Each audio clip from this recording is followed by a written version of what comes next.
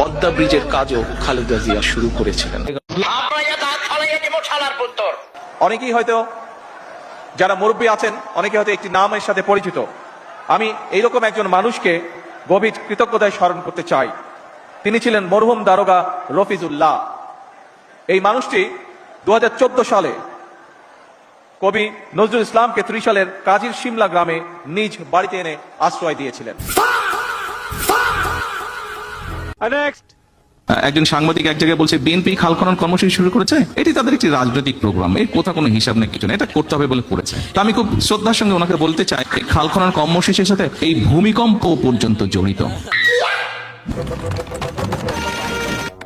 এই যে ভূমিকম্প হচ্ছে, এটির একটি অন্যতম কারণ হচ্ছে 20 কোটি লোকের ফসল উৎপাদনের জন্য আমাদের কৃষকরা সারা বাংলাদেশে তারা এই যে গভীর নলকূপের মাধ্যমে পানি তুলছে।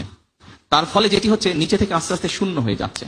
ঠিক আছে, খুব স্বাভাবিক, নিচটা যখন শূন্য হবে উপর থেকে সেটি ধসে পড়বে, তাই নয় কি? এটি তো স্বাভাবিক ব্যাপার। যখন 1979 সালে নির্বাচনের সময় আসলো, সেই সময় মৌলানা ভাসানী শহীদ রাষ্ট্রপতি জিয়াউর রহমানকে বললেন, তোমার হাতে আমি ধানের শীষ তুলে দিলাম।